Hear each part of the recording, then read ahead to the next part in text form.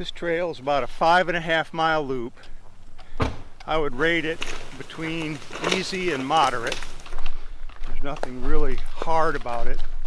You have to pay attention to your navigation a little bit.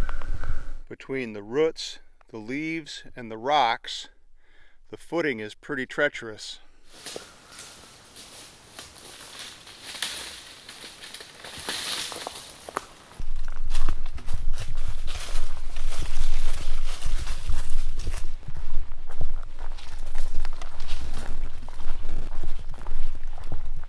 This is one of the many glades that you hike through.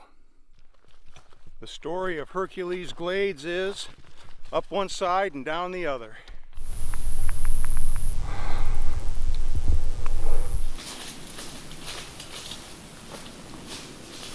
This area gets really dry in the summer. If you're camping in the backcountry, you really have to think about what you're doing if you have a fire. If I remember right, the other half of the truck is on the other side of the valley. Now this looks like a primo lunch spot, complete with an easy chair. Today's lunch features cold-soaked couscous with jalapeno tuna fish and cherry tomatoes. This would be a really nice place to camp, about 3/4 of a mile in. A sawed log is always a blessing if you're questioning if you're going the right way or not.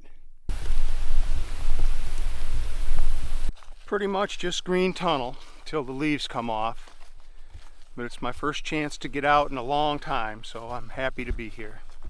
One of the negatives about being out with the summer overgrowth still being on is you miss a lot of the landmarks that are off in the woods because you can't see them. Somewhere along the way I missed remnants of an old cabin and a cistern that they used to collect water out of the river. Things probably would have seen pretty easily in the fall, but not today. Every time I've ever been out here, it's wound up being 5 to 10 degrees hotter than the forecast said. It's amazing how they survive in such dry conditions. It's almost like a desert out here today.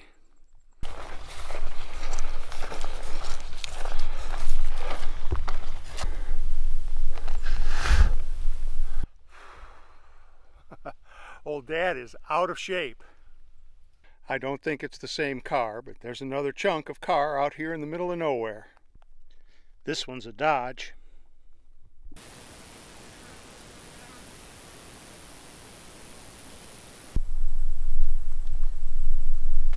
Remnants of an old foundation of a cabin or a cellar of some kind.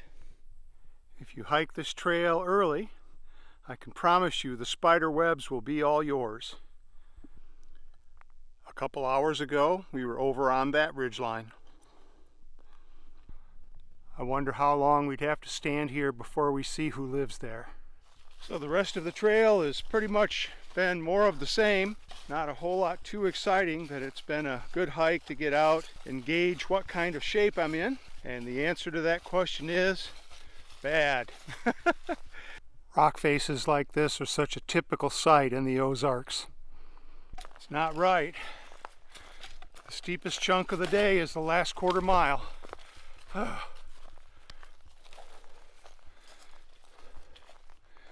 Well, back to the Tower Trail. It's a short hike out to the campground in the truck, where I'll decide if I'm going to spend the night or head for the house. I got kind of cooked on my first hike out of the fall.